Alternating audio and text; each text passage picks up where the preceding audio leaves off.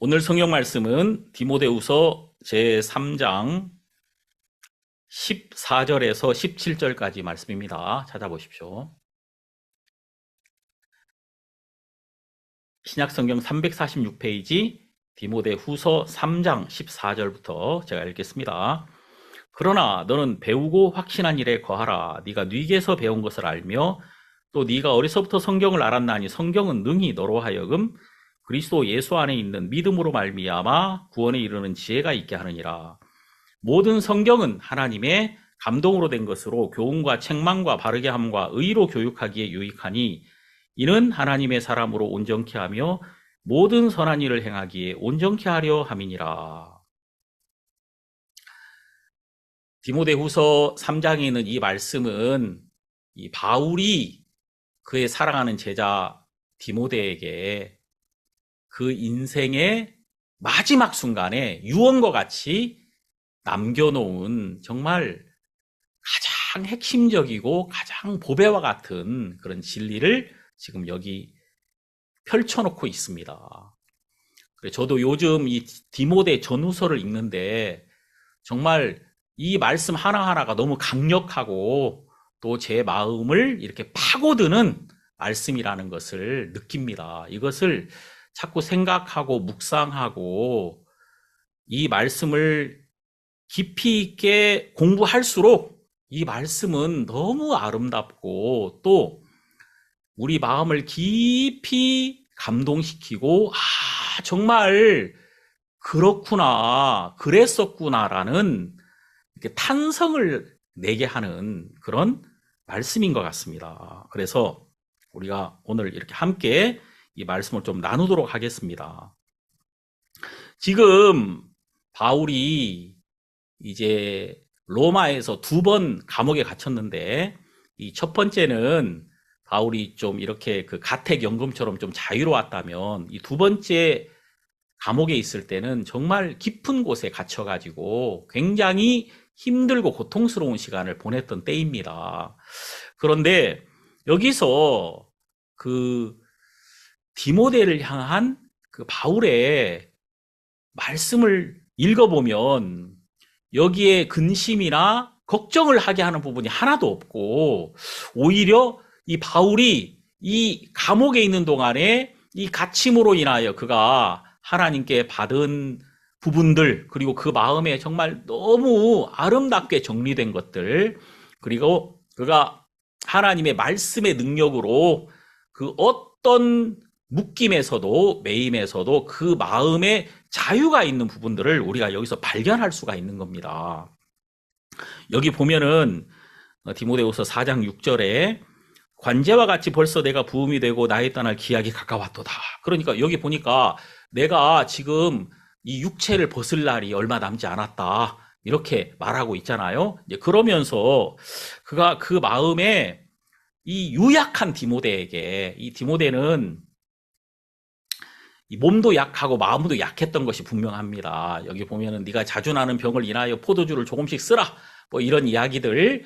그러니까 이 디모데가 몸도 약했고 뭐 여러 가지 부족한 부분이 많았어요. 또 연소함으로 인하여 주변 사람들에게 무시도 많이 받고 그런 상태였는데 이 바울은 이 디모데에게 네가 뭐 이것을 잘 감당해내라 이렇게 말하지 않고 말씀이 이 모든 것을 이기게 해주고 말씀이 네 안에 있는 은사를 드러내 줄 거다. 그래서 네가 이것을 이기려고 노력을 하거나 애를 쓰라는 것이 아니라 이 믿음 안에 말씀 안에 거하라고 말씀하면서 이 디모데의 마음이 디모데에게 주신 그 예수 그리스도 안에 디모데가 이 모든 사역을 감당할 수 있는 능력과 힘이 있다는 사실을 알게 해주고 있다는 사실을 우리가 여기서 발견을 할 수가 있습니다. 이제 여기 디모데후서 3장 1절을 보면은 네가 이것을 알라 말세에 고통하는 때가 이르리니 자 마지막 때가 되면은 사람들이 고통할 거라는 거죠. 여러분 이 고통은 왜 옵니까? 고통이 커서 고통이 오는 게 아니고 사람들 마음속에 하나님을 버림으로 인한 고통이 온다는 겁니다. 그러니까 사람들이 어렵고 힘들다는 것은 어렵고 힘들어서 힘든 게 아니라 그것을 이길 수 있는 하나님과의 관계가 형성되지 않았기 때문에 거기서부터 어려움이 오고 있다는 것이죠. 그래서 이 마지막 때의 특징이 뭡니까? 여기 3장 2절을 보면은 사람들은 자기를 사랑하며 돈을 사랑하며 자긍하며 교만하며 회방하며 부모를 거역하며 감사치 아니하며 거룩하지 아니하며, 그러니까 여기 보면은 두 가지를 사랑합니다. 뭐죠? 자기를 사랑하고 돈을 사랑하더라. 그러니까 사람들 마음이 이제 하나님을 버리고 그 초점이 자기에게 가 있고 돈에게 가 있더라. 근데 여러분, 결국은 여기서 바울도 디모데에게 말씀하신 것처럼 그 돈을 사랑하는 그 마음이 결국은 하나님을 버리게 함으로써 더 큰 고통을 불러들인다는 사실을 말씀하고 계시죠. 자, 여러분, 이 고통이라는 것은 어디서부터 오는 것이냐? 예레미야 2장 19절에 정확하게 나오고 있죠. 예레미야 2장 19절을 보면은 여기 이렇게 고통의 이유가 나옵니다. 네 악이 너를 징계하겠고 네 패역이 너를 책할 것이라. 그런즉 네 하나님 여호와를 버림과 네 속에 나를 경외함이 없는 것이 악이요 고통인 줄 알라. 주 만군의 여호와의 말이니라. 그러니까 여러분, 여기서 고통이라는 것은 하나님을 버린 것과 하나님을 경외함이 없는 것이 악이요 고통이다. 그러니까 여러분, 악인에게는 평강이 없느니라 하는 게 맞죠. 하나님이 없는 마음은 필연적으로 고통할 수밖에 없는 것이다. 여러분, 제가 얼마 전에 어떤 유튜브를 보니까 이 하버드 대학교에서 실험을 했더라고요. 행복의 비결에 대한 실험을 했는데 1938년도에 했답니다. 굉장히 오래됐죠. 이때 이 실험을 75년간이나 했대요. 그러니까 이제 이 실험하는 그 연구위원들이 4번이나 바뀔 만큼 이렇게 오랜 세월 동안에 이 실험을 했답니다. 그 하버드 대학생 724명을 대상으로 75년간 한 거죠. 그래서 그 20대 초반에 있는 사람들에게 물었답니다. 네가 볼 때 네 인생이 행복하려면 뭐가 필요하다고 생각하냐? 그랬더니 뭐 돈, 또 좋은 직업, 또 아름다운 여인, 내가 원하는 것들, 이제 이런 것들을 막 나열을 하더라는 거죠. 근데 이제 75년이 지났습니다. 그래서 이제 그 순간순간 뭐 30대가 됐을 때, 40대가 됐을 때, 50대가 됐을 때 이제 네 생각이 똑같냐, 20대 때하고 살아보니까 좀 잘나지더냐 하고 이제 물어봤더니 이제 75년 후에 사람들의 마음을 물어봤답니다. 점점 달라지더라는 거죠. 아, 내가 그때 20살 때, 30살 때 생각했던 것이 좀 잘못된 것 같다. 내가 지금 와서 나이가 들면서 생각해 보니까 진짜 행복의 비결은 돈도 아니고 직업도 아니고 내가 가진 것이 아니더라. 이 가장 놀라운 행복의 비결은 이 관계에 있더라. 관계의 설정. 그러니까 내가 내 아내와의 관계, 자식과의 관계, 이 관계 속에서, 좋은 관계 속에서 좋은 행복이 오더라. 그 말입니다. 이제 그거를 최종적으로 사람들이 이야기를 했다는 것이죠. 자, 우리는 이제 여기서 굉장히 중요한 사실을 알 수 있어요. 우리가 인생을 살면서 우리는 어떻게 하든지 슬픔에서 벗어나서 기쁨을 얻어보려고 노력을 했단 말입니다. 수고를 해가지고 안식을 얻어보려고 했던 거예요. 그런데 시편에도 있는 것처럼 우리의 연수가 70이요. 강건하면 80이라도 그 연수의 자랑은 수고와 슬픔뿐이요. 신속히 가니 우리가 날아가나이다. 성경은 뭐라고 말하냐면은 사람이 열심히 살아서 두 가지를 남기는데 수고와 슬픔을 남기더라 그 말이에요. 그러니까 우리는 열심히 일해가지고 안식을 얻기 원하잖아요. 열심히 일한 그 수고에 대한 대가로 평안한 쉼을 원하는데 도리어 인간이 열심히 수고함으로써 남기는 것은 슬픔이더라 그 말입니다. 그래서 성경에 보면은 너희는 하나님과 화목하고 평안하라. 그리하면 복이 되게 이 말이라. 그러니까 그 마음이 하나님과 화목할 때 복이 온다는 거죠. 많은 사람들은 하나님과 화목하려고 하지 않고 복을 얻으려고 합니다. 그러니까 그 사람에게서 그 사람이 원하는 것들이 오지 않는 거예요. 그래서 이 모든 성경의 이야기는 딱 하나입니다. 하나님께로 돌아오라는 겁니다. 하나님께로 돌아오고 우리 마음이 이 하나님과 연결될 때 이 하나님과의 관계 속에서 우리의 모든 평안과 기쁨은 거기서부터 얻어지는 것이거든요. 그래서 지금 디모데에게 바울이 정확하게 말을 해주는 것입니다.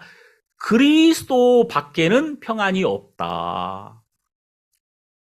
하나님의 말씀 밖에는 사람들에게 소망이 없다는 사실을 정확하게 말씀해 주는 거죠. 그래서 네가 사람들을 가르칠 때 사람들에게 죄를 짓지 마라, 악에서 떠나라 그렇게 말해야 되는 것이 아니라 정확하게 그 마음에 하나님의 말씀과 그 마음을 연결할 때 그 마음이 예수 그리스도를 믿는 믿음 안으로 들어올 때야만이 회복되며 그것이 모든 것을 건지는 능력이라는 사실을 정확하게 세워주고 있다는 사실을 우리가 여기서 볼 수가 있는 거죠.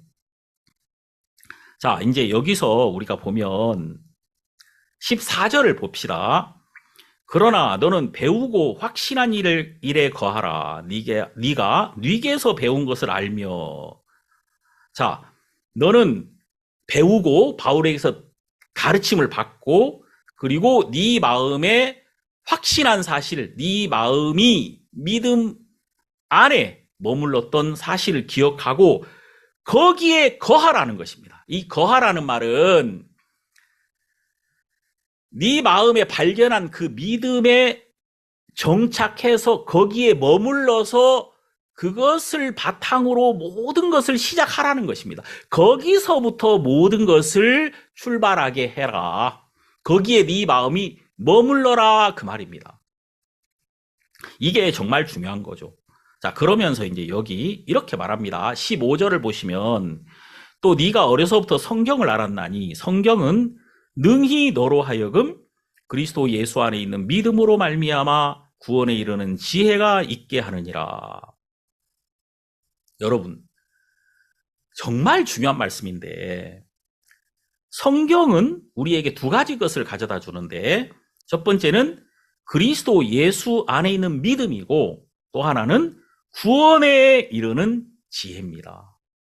자, 성경이 우리에게 이것을 가져다 준다는 것입니다. 자, 첫 번째, 이 성경 안으로 들어가면 그리스도 예수 안에 있는 믿음을 발견하게 됩니다. 자, 우리가 누군가를 만나면 그 사람과 사귀면 사귈수록 그 사람 안에 있는 그 사람이 오랫동안 가지고 있던 그 사람 능력, 그 사람의 지혜, 그것을 우리가 얻게 되잖아요. 근데 예수 그리스도를 만나잖아요. 그리고 그분 안으로 들어가면 우리가 무엇을 발견할 수 있냐면 그분 안에는 믿음이 있었다는 사실을 발견하게 됩니다. 그래서 여러분 여기 디모데 전서와 후서에만 그리스도 예수 안에 있는 믿음이라는 말이 4번이나 나옵니다. 4번. 그리스도 예수 안에 있는 믿음. 여러분, 이 히브리서 12장 2절을 보면은 믿음의 주요 또 온전케 하시는 이인 예수를 바라보자 하는 말씀이 나옵니다. 그러니까 예수님은 믿음의 주님이시고 믿음의 주인이시고 믿음을 시작한 분이시고 믿음을 완성하신 분이다. 온전케 하시는 분이시다. 이 세 번역에 보면은 믿음의 창시자시오 믿음의 완성자이신 예수를 생각하십시오. 이렇게 세 번역은 존댓말로 나오죠. 이렇게 나옵니다. 그럼 여러분, 예수님은 하나님의 아들이셨기 때문에 하나님을 가장 잘 믿었던 분이시다, 그 말입니다. 그러니까 하나님 그분 스스로를 믿을 필요가 없어요. 근데 아들은 아버지를 믿어야 됩니다.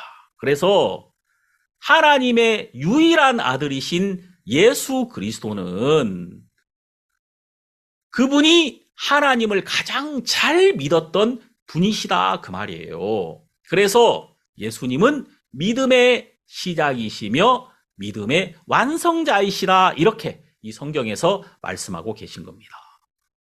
그래서 우리가 예수님만이 하나님을 가장 잘 믿었기 때문에 예수님은 하나님을 가장 기쁘시게 하는 분이었다. 그래서 하나님은 저는 내가 기뻐하는 자다, 이렇게 여러 번 말씀하셨죠. 우리가 예수님 안으로 딱 들어가 보잖아요. 그러면 정말 예수님은 하나님을 온전히 믿으셨고 믿음이 무엇인가를 우리에게 친히 보여주신 분이셨습니다. 자, 여러분, 예수님은 하나님을 믿으시고 또 예수님 안에는 여러분과 저를 향한 신뢰와 믿음도 있으셨다는 것입니다. 이게 정말 놀라운 거죠. 그러니까 예수님은 그분이 십자가에 못 박히실 때 내가 십자가에 못 박히면 많은 사람이 하나님께로 돌아올 것을 믿었습니다.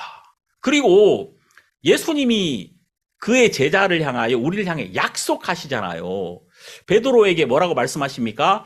나를 따라오너라, 내가 너로 사람을 낚는 어부가 되게 하리라, 이렇게 말씀하십니다. 네가 나와 딱 연결되는 순간에 내 안에 있는 능력이 너를 사람을 낚는 어부로 변화시킬 거다.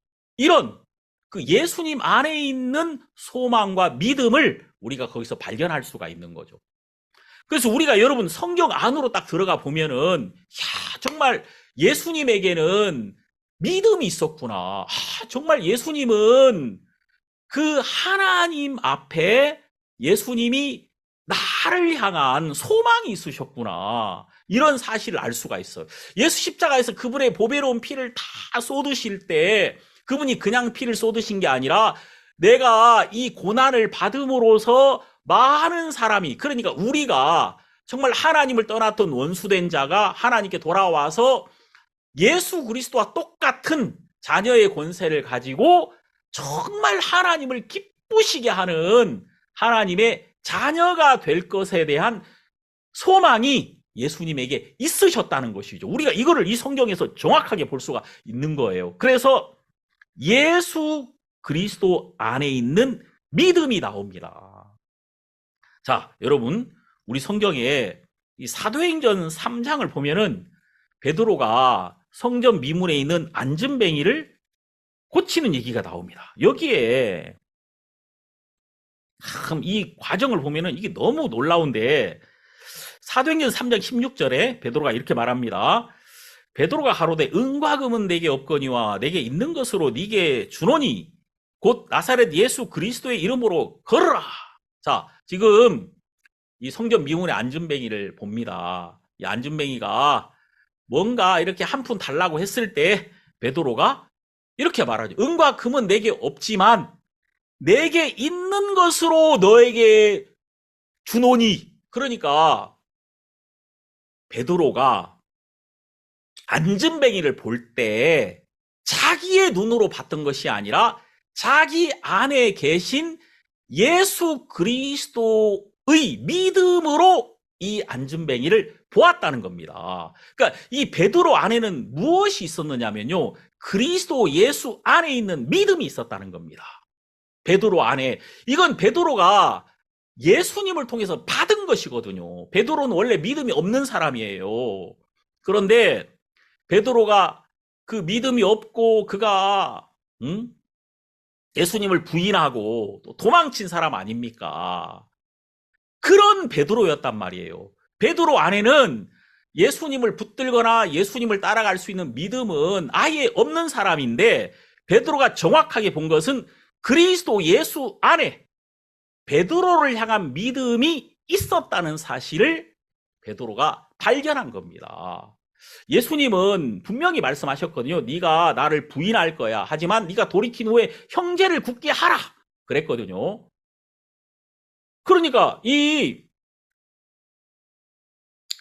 예수님 안에는 베드로에 대한 소망이 있었다는 거예요. 예수님은 베드로가 예수님을 부인하고 예수님을 버리고 예수님을 욕할 것을 다 아셨단 말입니다. 보통 사람들 같았으면 실망했겠죠. 그런데 예수님은 베드로를 향하여 실망한 것이 아니라 베드로의 실수와 베드로의 악함과 이게 다 드러날 때, 그 모든 게 다 드러나서 다 비워지면 이제는 예수 그리스도가 베드로의 주인이 되셔서 베드로를 이끌어서 예수 그리스도와 똑같은 일꾼으로 베드로를 쓰시려는 계획이 예수님 안에 있었다는 겁니다. 그러니까 여러분, 베드로가 정확하게 예수님께 받은 것이 있는데, 그게 뭐냐면 그리스도 예수 안에 있는 믿음이라는 것입니다. 그게 베드로 안에 있는 거예요. 예? 여러분, 우리가 어떻게 죄 사함을 받았습니까? 그리스도 예수 안에 있는 믿음으로 말미암아 우린 죄에서 벗어났습니다.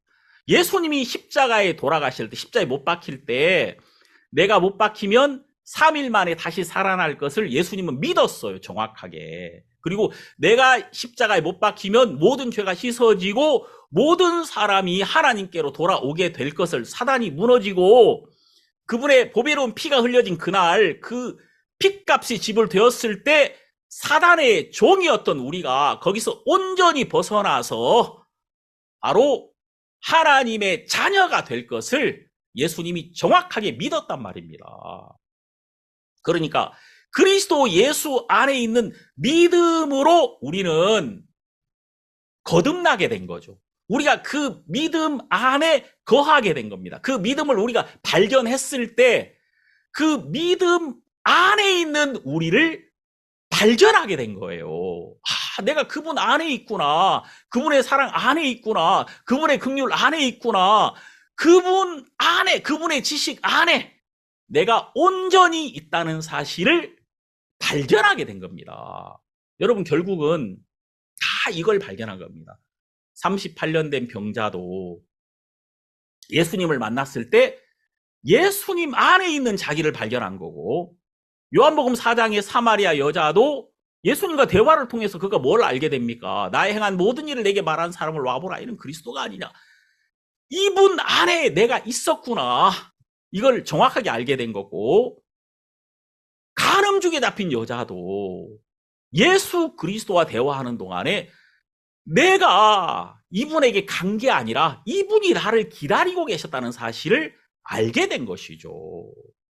그래서 우리가 이 성경을 참 보면 볼수록 뭘 느끼느냐 하면은 이 말씀 안에 내가 있다는 사실을 발견하게 됩니다. 여러분들이 이 성경을 열면 깜짝 놀랄 만한 것이 뭡니까? 이 말씀이 나를 향하여 지금 증거하고 있는 거예요. 나를 향한 하나님의 마음이나 하나님의 사랑이 이 말씀을 통해서 나타나고 있다는 사실을 우리가 여기서 발견하게 되는 것이죠. 그래서 지금 여기 베드로가 이 안진뱅이에게 내게 있는 것으로 네게 주노니 곧 나사렛 예수 그리스도의 이름으로 걸으라. 내게 있는 것이 뭡니까? 예수 그리스도의 이름이 나에게 있다, 그 말이에요. 이름이 있다는 말은 그분 자체가 나에게 있다는 것이거든요. 예수 그리스도가 내 안에 계시고, 좀 더 구체적으로는 여기 3장 16절에 이렇게 말씀하십니다. 그 이름을 믿음으로 그 이름이 너희 보고 아는 이 사람을 성하게 하였나니 예수로 말미암아 난 믿음이 너희 모든 사람 앞에서 이같이 완전히 낫게 하였느니라. 여러분, 여기 16절에 뭐라고 나온다고요? 예수로 말미암아 난 믿음. 여러분, 이거 주목하셔야 돼요. 이 사람을 고친 것은 예수로 말미암아 난 믿음입니다. 베드로의 믿음이 아니에요. 베드로의 경건함이 아니에요. 예수로 말미암아 난 믿음이다 그 말입니다. 베드로가 딱 이 안전뱅이를 보니까 그 예수를 버리고 예수를 욕하고 예수를 떠났던 나를 온전히 아시고 그분이 나에게 다가오셨잖아요. 그분 안에 내가 있었단 말입니다. 그런데 이 안전뱅이, 이 사람도 그리스도의 마음 안에 있는 이 사람을 보니까, 십자가 안에 있는 이 사람을 보니까 십자가 안에서 이 사람은 모든 죄가 씻어졌으며 십자가 안에서 이 사람은 온전한 사람이더라. 십자가 안에서 이 사람은 하나님 앞에 의롭고 거룩한 사람이더라. 이게 보이는 거예요. 예? 진짜 그야말로 성령의 조명으로 이 베드로의 마음 눈을 밝히시니까 예수 그리스도 안에 있는 이 안전뱅이는 온전하며 거룩하며 흠이 없더라 그 말입니다. 그리고 이거를 베드로가 알려주고 싶은 거죠. 그래서 지금 이 안전뱅이의 손을 탁 잡았습니다. 이 손을 잡았다는 것은 연결입니다. 관계가 설정된 거예요. 참 놀라운 것은 이 안전뱅이가 베드로의 손을 뿌리치지 않았다는 것입니다. 그가 그의 손을 잡은 그 베드로의 손을 함께 잡았다는 것이죠. 그리고 베드로가 이 안전뱅이를 이렇게 세울 때 이 안전뱅이 아래에 지금까지는 없었던 새 힘이 들어와서 그의 발과 발목에 힘을 주어서 그를 일으켜 세웠다는 것입니다. 이 안전뱅이를 이렇게 세운 것은 다른 것이 아니라 예수 그리스도로 말미암아 난 믿음이라는 것입니다. 여기 나와 있는 것은 예수로 말미암아 난 믿음, 예수 안에 있는 믿음이 이 사람을 일으켜 세웠다는 것이죠. 그러니까 여러분들이 여러분의 믿음을 주장하려고 하지 말고 그리스도는 여러분을 향한 믿음을 가지고 있다는 사실을 여러분이 발견하는 겁니다. 그리스도 안에 있는 믿음을 발견하는 거예요. 그 감리교 창시자인 존 웨슬레의 간증을 읽어보면 그는 목회자였고 평생을 하나님 섬긴 사람입니다. 근데 그가 자기가 아무리 믿어보려고 해도 그 믿음에 도달하지 않더라는 거죠. 그 실패했습니다. 그가 이제 믿음이 없는 자로 다 드러났어요. 그러니까 미국의 선교사로 갔지만 그는 실패했고 돌아오면서 그가 그랬다는 거 아닙니까? 하나님, 나는 저 미국의 저 아메리카의 원주민들을 구원하러 갔건만 내 영혼은 누가 구원하시렵니까?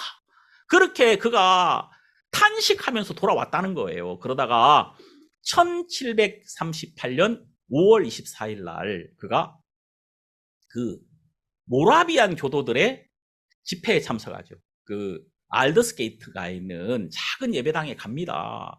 수요일이었다 하더라고요. 근데 그가 그 저녁에 거기서 발견한 것이 뭐냐면, 여러분 그 간증을 쭉 읽어보면은 그리스도 안에 있는 믿음을 발견했다는 것입니다.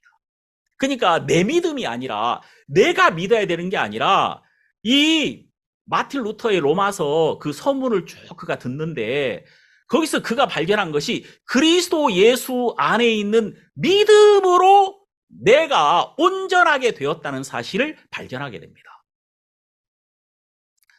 히브리서 10장 10절에 보면은 이 뜻을 쫓아 예수 그리스도의 몸을 단번에 들이심으로 말미암아 우리가 거룩함을 얻었노라. 자, 거기서 단번에라는 말이 나오죠. 단번에. 영어로 once for all. once for all. 이제 존 웨슬라가 거기에 꽂혔다는 거 아닙니까? 단번에. 아, 나는 인간이 하면은 여러 번 해야 되거든요. 단번에 안 돼요, 인간은. 인간은 항상 안 됩니다. 근데 예수 그리스도는 십자가에서 나를 위하여 그분을 단번에 들이심으로 나를 영원히 거룩하게 하셨다는 것입니다. 거룩함을 얻었노라 그랬죠. 내가 단단 거룩해지는 게 아니에요. 예수 그리스도의 거룩함을 내가 온전히 얻는 겁니다. 그래서 그리스도의 의와 그리스도의 거룩함을 얻음으로써 내가 거룩하고 온전하게 하나님 앞에 서는 것입니다. 사람들은 이제 이것을 가르쳐서 내가 실제로 하나님 앞에 거룩하고 온전하다라고 말할 수 없다. 이렇게 말하는 사람들도 있어요. 그런데 여러분, 굉장히 중요한 사실이 있습니다. 여러분들이 하나님 앞에 설 때는 예수의 의로만 서야 됩니다. 왜냐하면 하나님은 거룩하고 온전하시니까 그분 앞에는 거룩하고 온전함으로만 설 수 있습니다. 그래서 예수님의 의와 예수님의 공로로만 여러분이 하나님 앞에 서는 거예요. 그럼 여러분이 예수의 의로 하나님 앞에 딱 설 때, 그때 그 그리스도 안에 있는 믿음이 여러분을 하나님 앞에 세우는 겁니다. 자, 여러분 그리스도가 보배로운 피를 흘리셨을 때 여러분은 실제로 예수 그리스도의 상태와 똑같은 상태가 되었던 겁니다. 영접하는 자, 곧 그 이름을 믿는 자들에게는 하나님의 자녀가 되는 권세를 주셨다.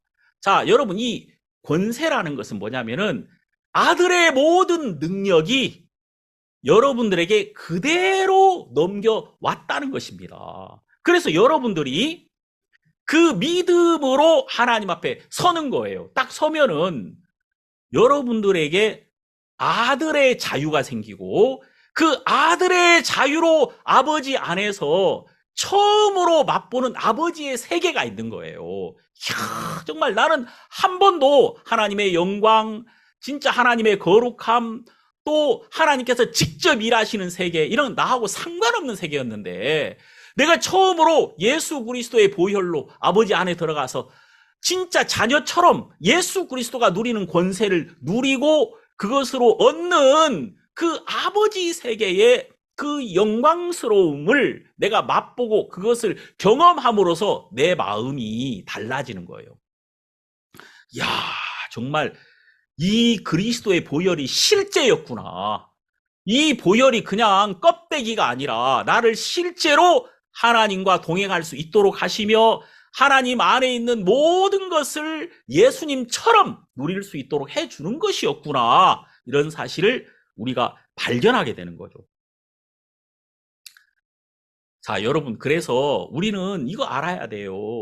우리의 믿음이 아니고 그리스도 예수 안에 있는 믿음이라는 것. 이게 여러분 지금 디모데후서 3장으로 딱 돌아와 보면 그 다음에 또 이런 말씀이 있어요. 그리스도 예수 안에 있는 믿음으로 말미암아 구원에 이르는 지혜가 있게 하느니라. 자, 구원에 이르는 지혜. 다시 말해서 우리가 죄에 빠진 우리가 거기에서 온전히 건짐을 받는 지혜. 우리의 지혜로는 이게 절대 안 됩니다. 우리의 지혜로는. 근데 우리가 말입니다. 이 그리스도께서 하신 일을 우리 마음에 받아들일 때 그리스도와 내가 딱 연결되는 순간에 그리스도 안에 있는 지혜가 우리에게 역사하기 시작을 한다 그 말입니다. 마치 이런 거예요.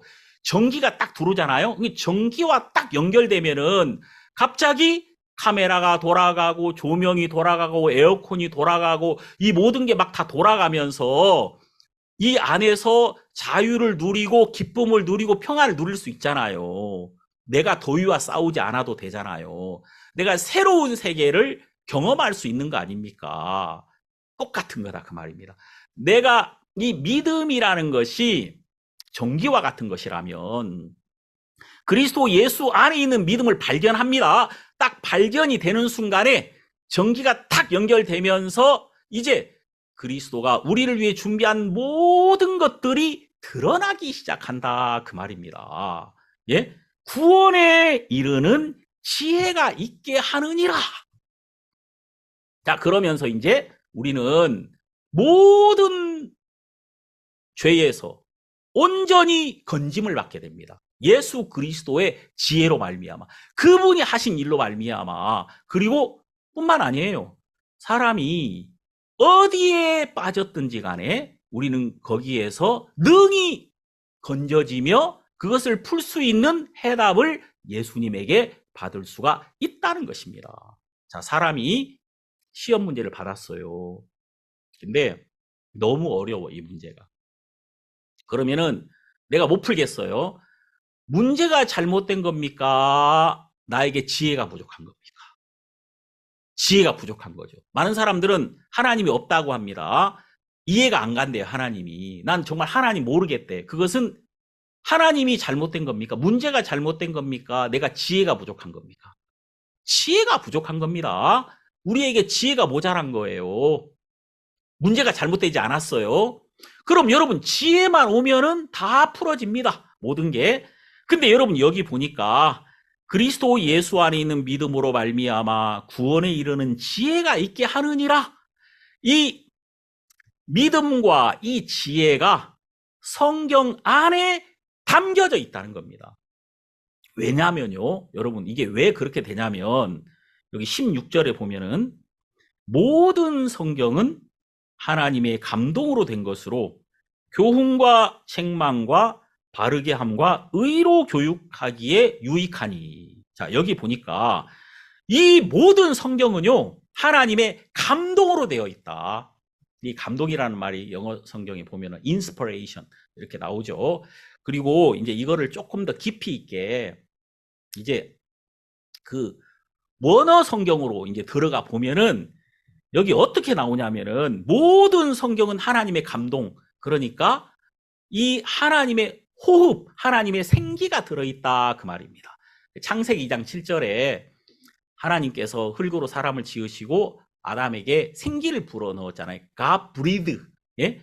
그 breathe라는 게 이제 그 호흡을 불어 넣었다, 생기를 불어 넣었다는 말이에요. 그랬더니 이제 이 사람이 생명이 된지라. 그러니까 여러분, 인간이 짐승과 다른 것은 인간에게만 하나님이 하나님의 영을 넣었다는 거거든요. 그래서 인간이 이제 하나님의 형상으로 짐승과 다른 지혜를 가지고 짐승과 완전히 다른 영역에서 인간이 살 수 있게 됐다 그 말이에요. 자, 좀 더 쉽게 설명해 봅시다.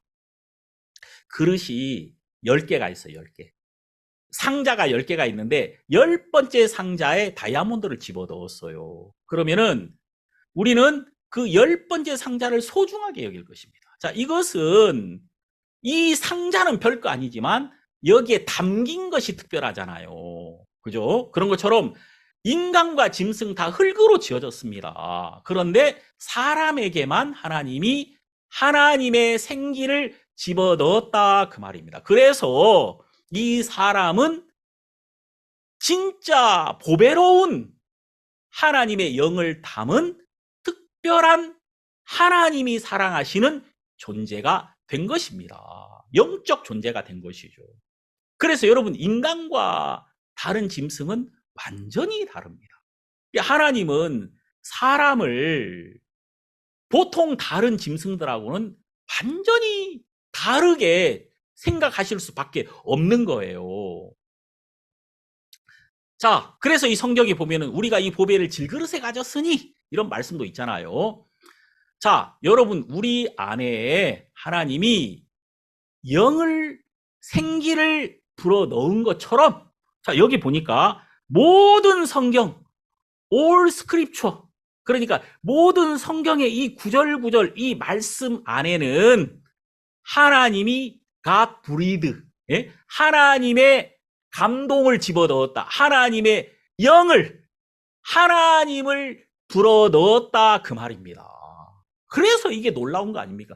이 말씀은 하나님이 하나님의 생기를 불어넣은 말씀들이다 그 말이에요. 그래서 이 말씀이 우리 마음에 이렇게 오면은 그냥 말씀의 단어와 지식만 오는 것이 아니라 하나님의 영이 그때 우리 마음에 오기 때문에 그 말씀이 살아서 우리 안에서 일하시고 역사하기 시작한다는 것입니다. 그래서 이 성경에는 말씀이 일하신다. 이것을 정말 계속해서 말을 하고 있는 거죠. 여기 보면 우리 성경 한번 찾아봅시다. 이사야서 55장에는 이렇게 나옵니다. 이사야서 55장 10절에 비와 눈이 하늘에서 내려서는 다시 그리로 가지 않고 토지를 적시어서 싹이 나게 하며 열매가 맺게 하여 파종하는 자에게 종자를 주며 먹는 자에게 양식을 준과 같이 내 입에서 나가는 말도 내게로 돌아오지 헛되이 내게로 돌아오지 아니하고 나의 뜻을 이루며 나의 명하여 보낸 일에 형통하리라.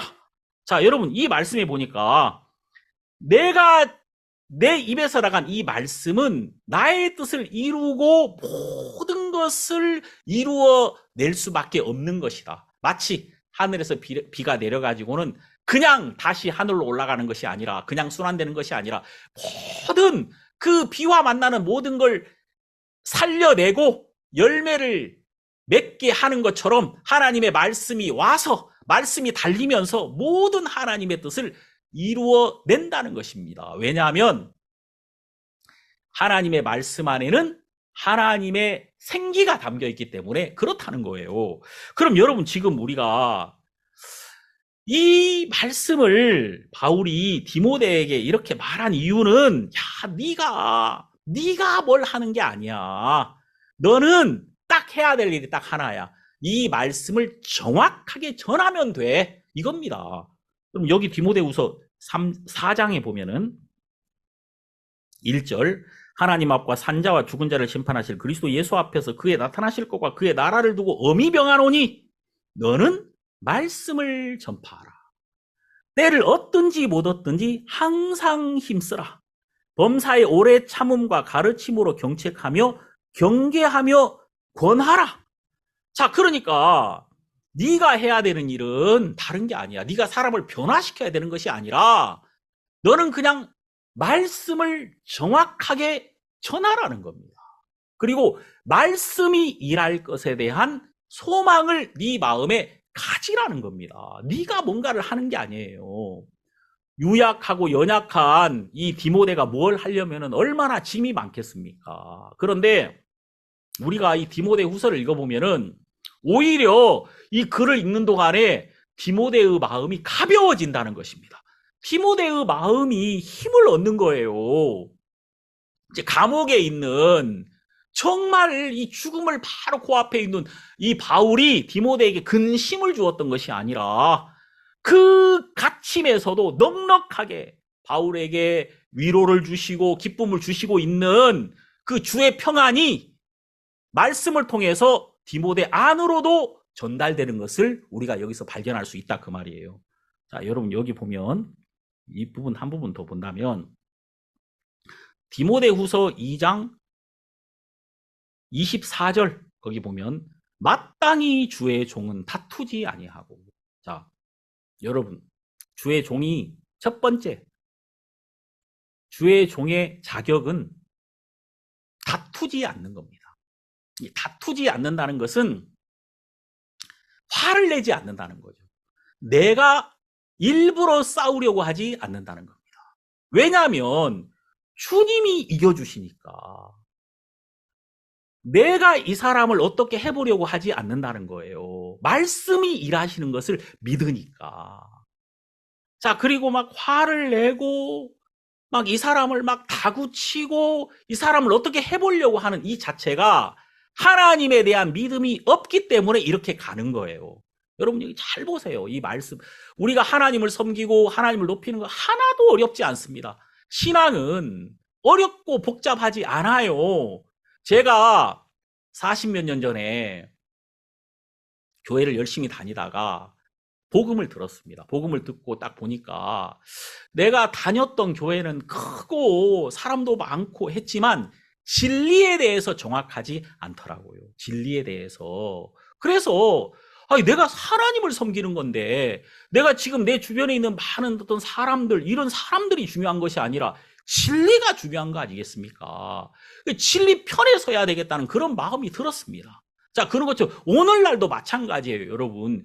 여러분들이 막 큰 교회에 사람이 많고 막 많은 사람들이 막 그 무리지어 있는데 그런 데가 중요한 게 아니라 하나님의 말씀, 이 정확한 진리가 중요한 것이고 여러분이 그 진리 앞에 있어야 된다는 거예요. 여기 보면 모든 사람을 대하여 온유하며 가르치기를 잘하며 참으며, 결국 이 모든 중심에 뭐가 있습니까? 진리가 있는 거예요. 자, 진리를 드러내고 진리를 가르치고 그 사람이 모든 사람에 대해서 온유할 수 있는 것은 내가 온유하려고 해서 온유한 게 아니라 온유하신 그리스도께서 나에게 주신 그리스도의 마음을 나타내는 거니까 내가 온유할 수밖에 없는 것이죠. 그 다음에 25절, 거역하는 자를 온유함으로 징계할지니 혹 하나님이 저희에게 회개함을 주사 진리를 알게 하실까 하며. 자, 여러분, 이게 중요합니다. 진리를 알게 하는 것. 그러니까 내가 이 사람을 거역하는 데서 못 바꿔요. 진리가 들어가서 이 사람을 바꿔주는 겁니다.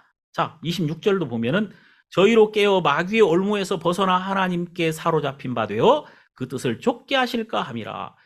사람들이 마귀의 올무에, 마귀에 사로잡혀 있다 그 말이에요. 마귀에 사로잡힌 자를 우리가 무슨 재주로 거기서 건져냅니까? 그를 건져내는 것은 하나님의 능력입니다. 그가 하나님께 사로잡힌 바 되어 그 뜻을 쫓게 되려면 진리가 그에게 알려져야 된다 그 말. 진리는 누구예요? 예수 그리스도께서 내가 곧 길이요 진리요 생명이다. 그러니까 예수님의 말씀이 나타나서 그 사람을 마귀의 올무에서 벗어나게 해주고 하나님께 딱 잡히게 해주는 거지, 내가 그 사람을 이끌 수는 없는 거예요. 그래서 여러분, 하나님의 종은, 마땅히 하나님의 종은 하나님께 들은 말을 깨끗한 마음으로 믿고 또 그 진리 안에 있는 능력이 일하실 것에 대한 소망을 가지는 겁니다. 여기 뭐라고 말씀하십니까? 여기 보면은 디모데후서 1장 7절에 보면 하나님이 우리에게 주신 것은 두려워하는 마음이 아니요 오직 능력과 사랑과 근신하는 마음이니 그러므로 네가 우리 주의 증거와 또는 주를 위하여 갇힌 자의 나를 부끄러워 말고 오직 하나님의 능력을 쫓아 복음과 함께 고난을 받으라. 여러분, 여기 보니까 바울이 그의 유언과 같은 이 말씀에서 사랑하는 아들과 같은 제자 디모데에게 고난을 받으라고 말합니다. 그가 정말 큰 교회를 물려준 게 아니란 말이에요. 예? 그가 큰 어떤 권세나 세력을 디모데에게 물려줬던 것이 아니라 지금 이 바울이 디모데에게 하는 이야기는, 야, 나는 지금 평생을 복음을 전했어. 복음을 전하다가 내가 어떻게 됐냐면은 감옥에 갇혔어. 사람들이 다 나를 버리고 갔다? 난 지금 누가밖에 없어. 내 곁에는 누가만 나와 함께 있느니라. 아무도 없어. 그런데 난 이게 너무 좋아. 나는 네가 이런 나를 부끄러워하지 말기를 바란다. 네가 오히려 이것을 감사하게 생각하고 기쁘게 생각하라는 것이, 오히려 네가 나의 고난에 참여해라. 복음과 함께 나의 고난에 참여해서 고난을 받으라는 것입니다. 왜냐하면 바울이 이 고난 속에 복음의 능력을 경험하고 하나님께서 그 바울 안에, 바울의 마음속에 그가 모든 걸 잃어버리면서 풍성해지는 말씀과 하늘에 대한 소망과 또 복음의 능력, 그리고 그를 정말 그가 깊은 감옥에 내려가면 내려갈수록 그 안에 밝아지는 어떤 성령의 은혜, 이런 것들을 마음에 경험했기 때문에 디모데에게도 네가 이런 갇힌 자인 나를 부끄러워하지 말아라. 그리고 네가 담대해라. 하나님이 우리에게 주시는 마음은 두려워하는 마음이 아니다. 하나님은 한 번도 두려움을 주신 적이 없다는 것입니다. 여러분, 두려워 본 적 있습니까? 내가 뭔가를 잃어버릴 때, 빼앗길 때 우리는 두려워하는 마음을 가질 수가 있잖아요. 근데 여러분, 하나님은 한 번도 우리에게 두려워하는 마음을 주신 적이 없습니다. 자, 이 성경을 보면 요한일서에 이렇게 나와요. 요한일서 4장을 보면, 찾아보십시오. 4장 18절. 사랑 안에 두려움이 없고 온전한 사랑이 두려움을 내어 쫓나니 두려움에는 형벌이 있음이라. 두려워하는 자는 사랑 안에서 온전히 이루지 못하였느니라. 자, 여러분, 여기 보니까 사랑 안에 두려움이 없다. 다시 말해서 십자가에서 나타난 하나님의 사랑, 십자가에서 예수 그리스도가 못 박히심으로 거기서 나타난, 우리를 향한 나타난 그 하나님의 사랑, 그 사랑은, 그 사랑의 빛이 모든 두려움을 내어 쫓았다는 겁니다. 여기 있는 것처럼 온전한 사랑이 두려움을 내어 쫓나니.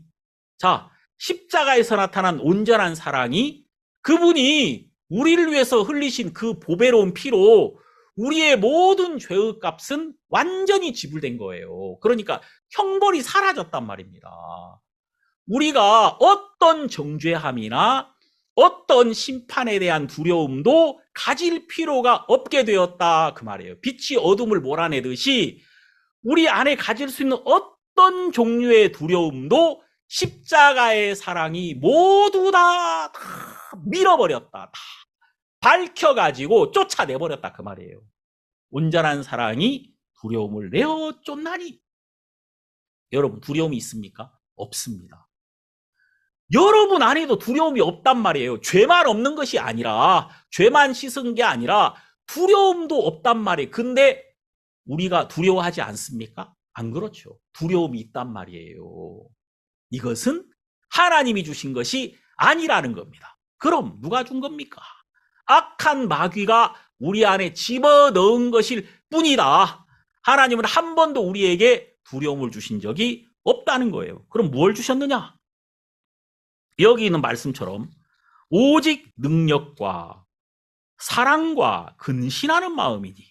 하나님이 우리에게 그리스도 예수 안에 있는 능력과 또 그 안에 있는 믿음과 또 그 안에 있는 사랑과. 자, 여러분 우리가 사랑을 받은 자입니다. 우리는 사랑한 자가 아닙니다. 사랑을 받은 자입니다. 성경에 요한 1서에 또 나오죠.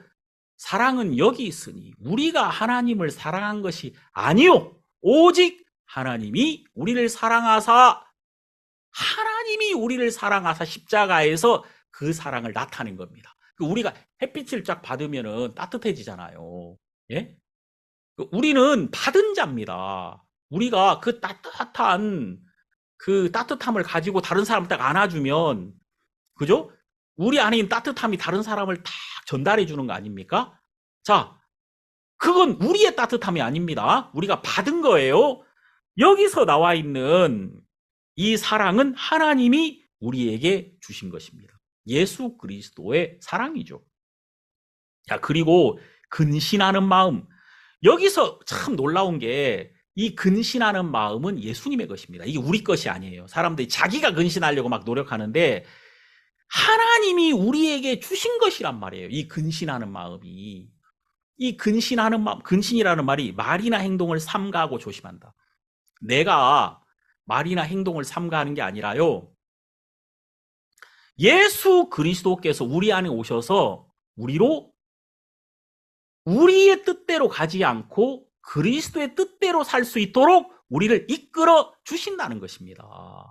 이것이 근신하는 마음이거든요. 그러니까 여러분, 이 성경에 너희는 이 마음을 품으라. 곧 그리스도 예수의 마음이니 그랬거든요. 빌립보서에 나오죠. 자, 그리스도의 예수의 마음이 뭐냐면요. 자기를 비우고 자기를 낮추신 겁니다. 자, 자기를 비우고 자기를 낮추신 거예요. 그리스도께서. 근데 그분이 자기를 비우고 자기를 낮추시니까 어떤 일이 벌어지냐면은 그분이 자기를 낮추셨을 때 하나님이 그분을 높여주시더라는 것입니다. 이게 마치 뭐와 같으냐면은 이 마음이 말입니다. 뿌리와 같거든요. 나무가 두 가지 세계가 있어요. 보이지 않는 쪽이 있고 보이는 쪽이 있죠. 보이는 쪽 가지나 이렇게 줄기나 이파리 이런 것들은 항상 위를 향합니다. 열매 위를 향한 것이고 뿌리 보이지 않는 쪽 이 뿌리는 항상 아래를 향합니다. 뿌리가 위로 올라오면 죽어요. 나무가 넘어집니다. 그런 것처럼 우리 사람에게도 두 가지 기능이 있습니다. 두 가지 부분이 있는데 보이는 쪽, 이 보이는 쪽은 돋보이려고 하고 나를 세우려고 합니다. 근데 우리에게는 보이지 않는 쪽이 있습니다. 그게 마음입니다. 이 마음은 나무의 뿌리와 같습니다. 그래서 이 뿌리가 아래로 내려야 나무가 견고한 것처럼 마음도 마음을 내려야 됩니다. 마음은요, 여러분, 낮추는 기능밖에 없습니다. 마음은 높이는 기능이 없어요. 아예 자체가. 여러분 뿌리 자체가 뿌리를 높이는 기능이 있습니까? 없죠. 뿌리는 항상 내리는 기능밖에 없어요. 마음도 마찬가지입니다. 그래서 이 마음을 낮춰야 평안합니다. 마음을 낮추는 게 지혜입니다. 마음을 낮춰야 그 나무가 견고해집니다. 모든 비바람을 이기고 모든 가뭄을 이기는 것은 깊이 뿌리 내린 그 뿌리에서부터 모든 견딤과 또 튼튼함이 거기서부터 오는 것이거든요.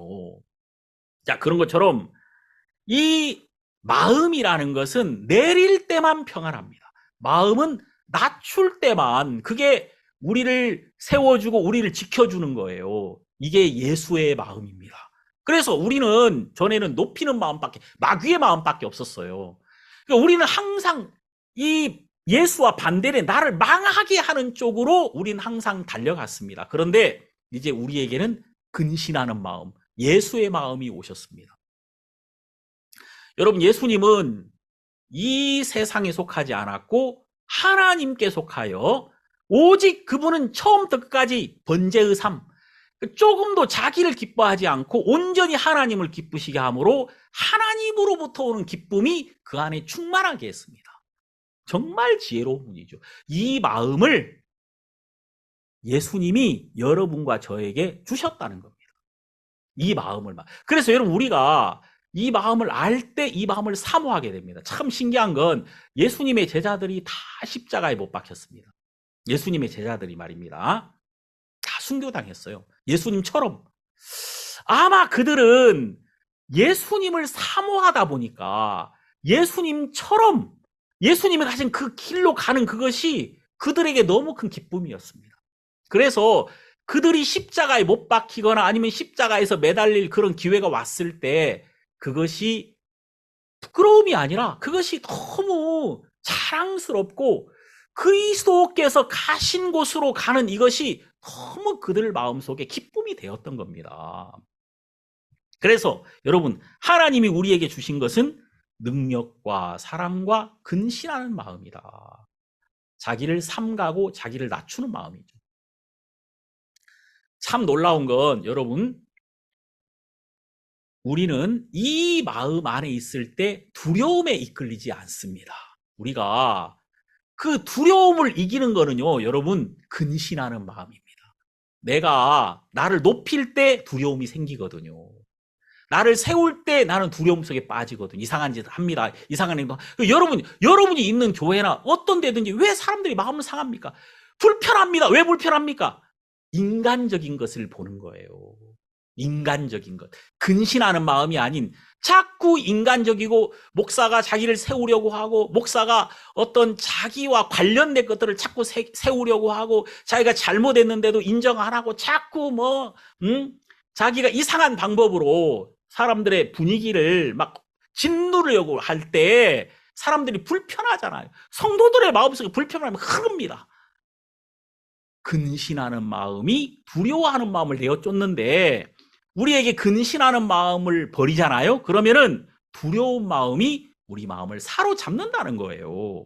자, 그래서 우리가 이제 여기 디모데후서 3장에서 참 여기서 우리가 정확하게 볼 수 있는 것은 모든 성경은 하나님의 감동으로 된 것으로 교훈과 책망과 바르게 함과 의로 교육하여 유익하니 이는 하나님의 사람으로 온전케 하며 모든 선한 일을 행하기 온전케 하려 함이니라. 말씀 안에 있는 하나님의 생기가 하나님의 사람으로 온전하게 예수 그리스도처럼 살게 하고 그리고 예수 그리스도가 이 땅에서 선한 일을 하셨던 것처럼 우리도 그리스도로 말미암아 그리스도가 하신 일에 참여할 수 있도록 우리를 이끌어 주실 거라는 것입니다. 그래서 여러분, 우리가 이 말씀을 읽으면은 말씀에 대한 소망이 생기는 거예요.